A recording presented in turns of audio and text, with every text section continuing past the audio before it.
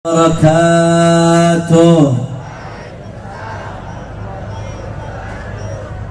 الحمد لله رب العالمين، وبه نستعين على أمور الدنيا والدين. اللهم فصل وسلم وبارك وكرم ومجد وعظم على سيدنا وحبيبنا وشفيعنا ونور قلوبنا محمد الفاتح لما أغلق والخاتم لما سبق، ناصر الحق بالحق والهادي إلى الصراط المستقيم، وعلى آله وصحبه حق قدره ومقداره العظيم. يا فتاح يا عليم. أما بعد. Para alim ulama, para habaib, para asatid, para kiai, para sesepuh, para tokoh masyarakat, wabil khusus pimpinan Majelis Ta'lim Al-Munawwir, guru kita bersama Fadilatul Ustaz Al-Habib Alwi bin Muhammad Al-Attas. Tidak lupa pula kepada segenap para habaib, para alim ulama, para asatid, para kiai, Habib Mahdi As-Segaf, Habib Raihan Al-Gadri, semuanya, Habib Ali Al-Kaf, semua tidak dapat saya sebutkan satu persatu tanpa mengurangi rasa hormat saya kepada beliau semua. Kita doakan mudah-mudahan habaib, ulama, kiai kita, khususnya keluarga besar Al-Munawwir, Allah panjangkan nomornya, Allah sehatkan badannya, Allah lapangkan rezekinya, Allah menangkan perjuangannya. Amin ya Rabbal.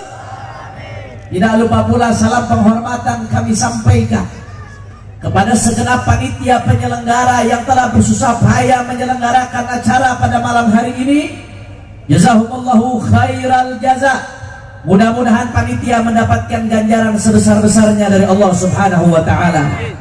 Dan salam penghormatan yang paling istimewa saya hadiahkan kepada hadirin hadirat, muslimin muslimat, mukminin mukminat yang hadir pada malam hari ini. Semua angkat tangannya, kita minta sama Allah, mudah-mudahan tidaklah kita keluar dari tempat ini kecuali semua dosa kita diampuni oleh Allah. Kurang kompak, aminnya amin. Amin. Yang sakit Allah angkat penyakitnya, Allah sehatkan badannya. Semua yang hadir dilapangkan rezekinya, diberkahi kehidupannya. Amin ya Rabbal. Ahibba'il kiram, alhamdulillah, pada malam hari ini kita sama-sama berkumpul tidak lain dan tidak bukan untuk merayakan Maulid Agung baginda Nabi besar Muhammad sallallahu alaihi wasallam. Ini udah jam berapa nih? Jam 12:05. Kalau di film Cina jam segini pampir udah keluar gitu. Kira-kira kalau orang Bekasi lanjut atau kagak ini? Kelihatannya udah banyak yang kagak semangat. Lanjut. Kurang kompak, kurang semangat. Lanjut. Masih semangat? Lanjut terus. Betul. Coba saya pengen dengar Bekasi, mana semangatnya? Semua angkat tangannya. Takbir. Takbir. Takbir. Sallu ala Nabi. Saudara, tidak panjang lebar karena sudah malam, saya mau langsung intinya saja. Saya mau ngajak semua yang hadir di sini sama-sama ngaji. Setuju? Saudara, kita iman, kita yakin bahwasanya semua yang datang dari baginda Nabi besar Muhammad sallallahu alaihi wasallam pasti bawa kemaslahatan dunia dan akhirat. Kenapa? Karena Rasulullah diutus sebagai rahmatan. Pasti apapun yang datang dari Allah dan Nabi pasti bawa kemaslahatan dunia dan akhirat. Mau ibadatnya, mau hukum yang berkaitan dengan muamalatnya, transaksi, baik transaksi berupa harta atau interaksi sesama manusia, atau hukum yang berkaitan dengan keluarga, atau hukum yang berkaitan dengan pidana, semuanya yang datang dari Nabi pasti bawa kemaslahatan dunia akhir, karena Nabi diutus sebagai rahmatan. Nah, yang saya pengen jelaskan pada malam hari ini, saudara, supaya umat Islam paham bahwasanya semua hukum Islam yang ada, dari mulai ibadat sampai muamalat, sampai munakahat, sampai jinayat, intisari dari semua hukum Islam sebagaimana dijelaskan oleh Al-Imam Al-Ghazali dalam kitabnya Al-Mustasfa, dijelaskan juga oleh Al-Imam Asy-Syatibi dalam kitabnya Muwafaqat. Semua hukum Islam intisarinya ada 5. Ada berapa? Kurang kompak. Ada berapa? 5. Siap ngaji? Insya ini ilmu nih mahal nih, perhatiin baik-baik. Semua hukum Islam yang datang dari Nabi intisarinya ada 5 tujuan, saudara. Yang pertama, hifdzuddin, menjaga agama. Yang pertama, menjaga agama. Yang kedua, hifdzun nafas, menjaga jiwa. Yang kedua apa? Menjaga jiwa. Makanya kalau ada orang membunuh orang lain dalam Islam, hukumannya hukuman mati, nyawa dibayar dengannya. Kenapa? Karena Islam menjamin jiwa umat manusia keselamatannya, saudara. Yang ketiga, hifdzul akal, menjaga akal. Yang ketiga, menjaga apa? Menjaga apa? Makanya dalam Islam segala hal yang bisa menghilangkan akal, baik itu arak, narkoba, narkotika, sabu-sabu, semua yang menghilangkan akal, apapun namanya, diharamkan oleh Islam. Kenapa? Karena Islam menjaga Kira-kira jelas atau tidak? Ini inti yang ketiga. Coba saya ulang dulu dari yang pertama. Dari yang pertama, intisari agama Islam menjaga apa? Menjaga agama. Yang kedua, menjaga jiwa. Yang ketiga, menjaga Yang keempat, hifdzul mal, menjaga harta. Makanya dalam Islam kalau ada maling, hukumnya dipotong tangan. Betul. Makanya dalam Islam nggak boleh menipu orang lain, nggak boleh mendolimi harta orang lain. Bahkan 1/4 dari kitab fikih membahas tentang muamalat, hukum yang berkaitan dengan transaksi. Kenapa? Karena Islam salah satunya berfungsi menjaga Kira-kira jelas atau tidak? Jelas atau tidak? Yang kelima, hifdzun nasl, menjaga jiwa, menjaga keturunan. Yang kelima, menjaga apa? Keturunan. Makanya zina diharamkan. Kenapa zina diharamkan? Karena gara-gara zina anak gak ketahuan siapa bapaknya, saudara. Nasab gak nyambung kepada bapaknya gara-gara perzinahan, akhirnya keturunan jadi kacau. Makanya yang kelima, intisari daripada Islam menjaga keturunan. Kira-kira jelas atau tidak? Nih ilmu nih, catet nih, susah dapat ilmu begini saudara. Coba saya ulangin lagi biar apal. Jadi pulang dari sini ada oleh-oleh yang dibawa. Jawab yang kompak, maqasidus syariah. Sebagaimana disebutkan ulama, intisari syariat Islam ada berapa? 5. Orang kompak ada berapa? 5. Yang pertama menjaga agama. Yang kedua menjaga jiwa. Yang ketiga menjaga akhlak. Yang keempat menjaga harta. Dan yang kelima menjaga keturunan. Saudara, pada kesempatan kali ini ada satu yang mau bahas, menjaga harta. Makanya di dalam Islam saudara, kalau ada orang mencuri dipotong tangan. Kalau ada orang korupsi, ada dua pendapat. Pendapat pertama mengatakan koruptor dipotong tangan saudara.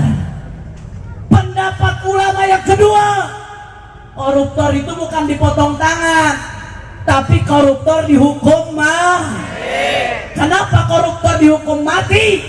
Kalau pencuri nyolong sehebat-hebatnya paling korbannya 20 sampai 30 orang, betul? Tapi kalau satu koruptor nyolong 1 miliar, 2 miliar, 3 miliar, korbannya bukan 10-20 orang, bukan 100-200 orang saudara, tapi korbannya jutaan orang. Gara-gara satu pejabat korupsi, 1 juta rakyat kelaparan saudara. Gara-gara satu pejabat nyolong duit rakyat, 1 juta tidak bisa sekolah, 1 juta kesusahan saudara, betul? Saya mau tanya, kalau begitu berarti koruptor dihukum mati pantas atau tidak? Pantas. Jawab yang kompak, pantas atau tidak? Pantas. Pantas atau tidak? Pantas. Saudara, Habib kok kejam sekali sih koruptor dihukum mati? Itu hukumnya nggak manusiawi itu, Beb. Hukumnya nggak cocok diterapkan di Indonesia.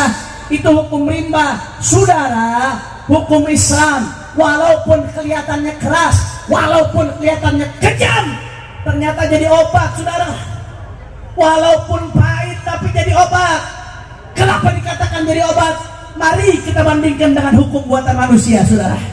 Di Indonesia kalau ada koruptor hukumannya diapain? Dipenjara. Itu pun kalau ketahuan, betul? Itu pun tebang pilih, betul? Saya mau tanya, jawab yang jujur orang Bekasi. Koruptor di penjara, koruptor kira-kira makin sedikit atau makin banyak? Jawab yang kompak, makin sedikit atau makin banyak? Bagaimana mau kapok? Koruptor di penjara, Najwa Shihab bikin 1 episode saudara. Dia sidak penjara koruptor.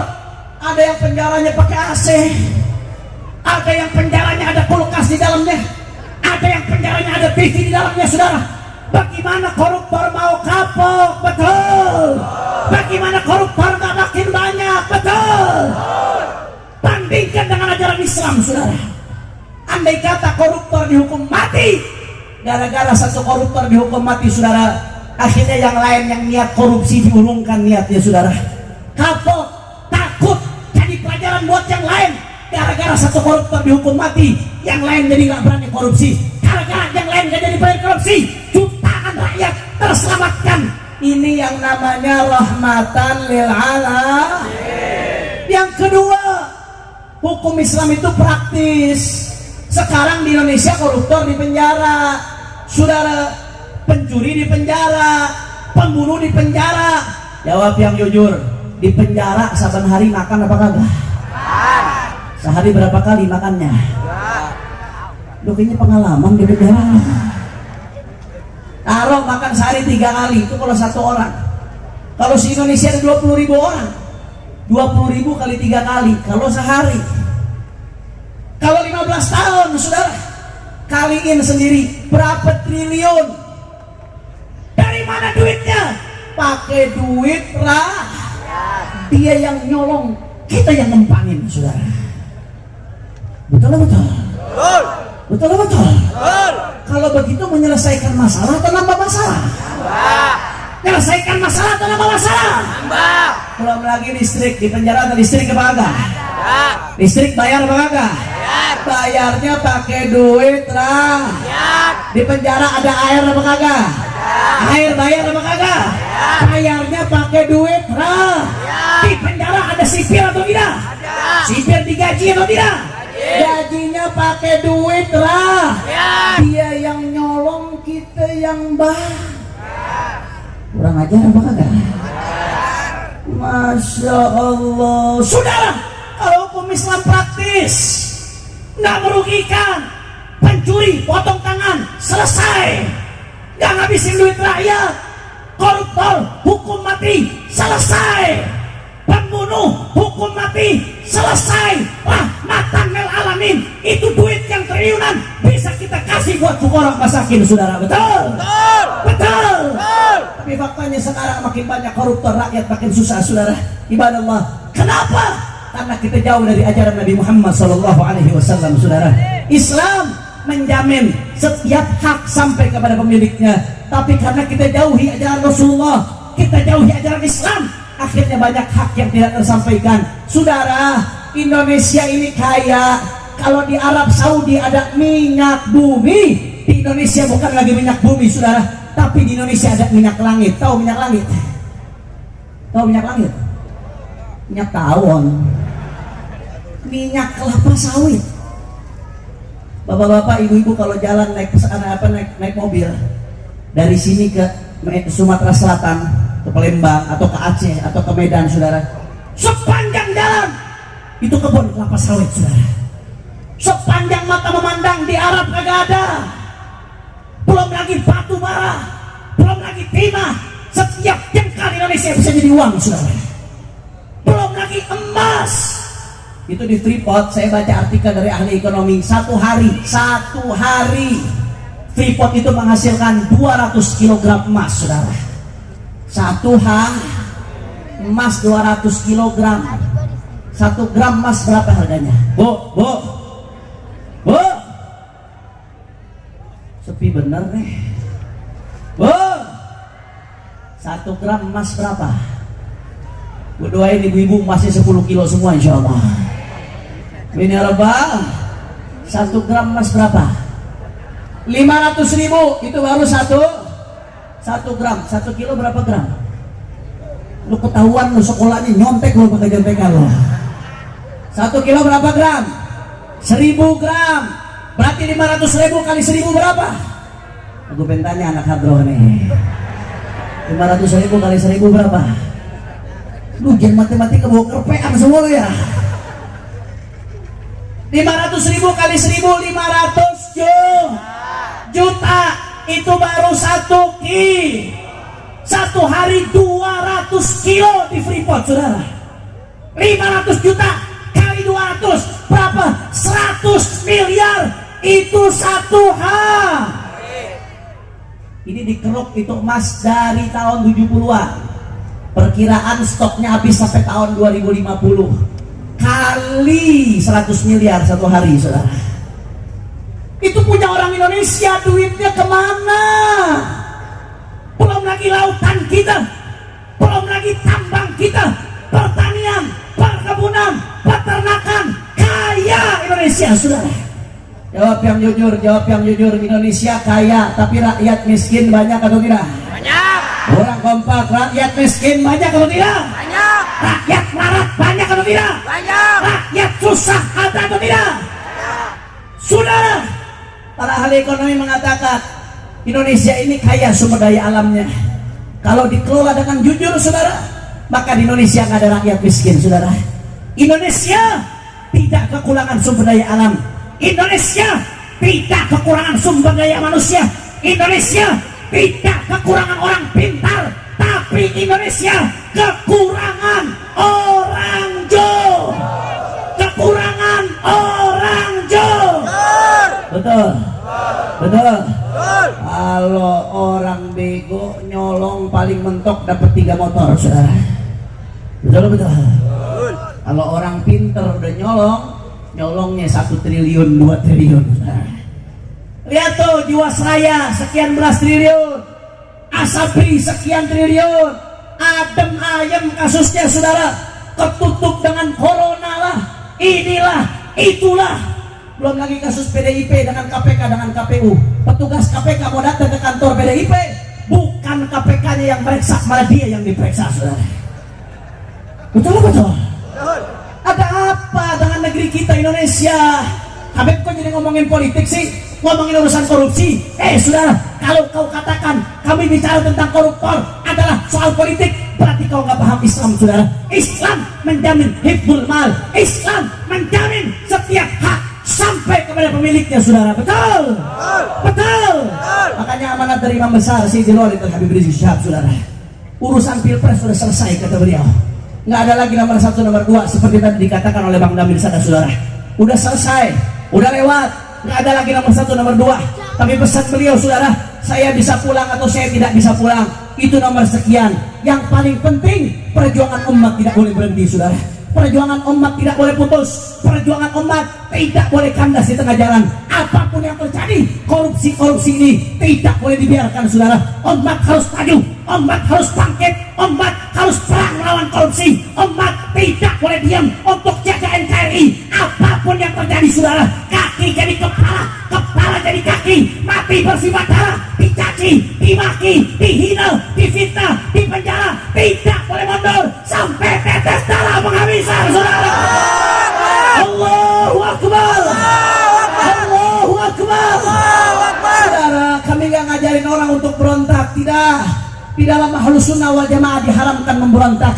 Kami tidak pernah pikir untuk berontak, saudara. Itu diharamkan dalam agama kami. Kami tidak menghalalkan semua cara, saudara. Akan tetapi bukan berarti kami tidak diam, bukan berarti kami tidak berontak kalau kami diam, saudara. Berontak memang diharamkan, saudara. Akan tetapi amar ma'ruf nahi munkar wajib, saudara. Kata Nabi Muhammad, idza khafat ummati an taqula li zalim ya zalim faqad tuqi'a minha wa kama qala. Kalau umatku sudah takut untuk mengatakan kepada orang zalim, hei zalim, kalau mengatakan kepada koruptor, hei koruptor, kalau mengatakan kepada maling, hei maling, kalau umatku sudah takut mengatakan itu, maka akan dicabut keberkahan. Makanya saya mau ajak umat Islam, jangan pernah berhenti, saudara. Jangan pernah bosan. Perjuangan memang berat, perjuangan memang sulit. Habib, capek ngomong perjuangan terus, capek ngomong jihad terus, capek, saudara, capek. Ya, perjuangan memang capek. Kalau capek, pahala pejuang tidak akan besar, saudara. Betul? Perjuangan tidak akan pernah berhenti, saudara. Perjuangan bukan 1 tahun, 2 tahun. Perjuangan bukan 1 bulan, 2 bulan. Tapi perjuangan sampai tetes darah terakhir. Jangan pernah mundur. Apapun yang terjadi, umat Islam akan terus bangkit untuk jaga NKRI sampai tetes darah yang terakhir, saudara. Allahu Akbar, Allahu Akbar, Allahu Akbar. Maka semua tanya jawab yang kompak, umat Islam Bekasi siap bersatu. Kurang keras, umat Islam Bekasi siap bersatu.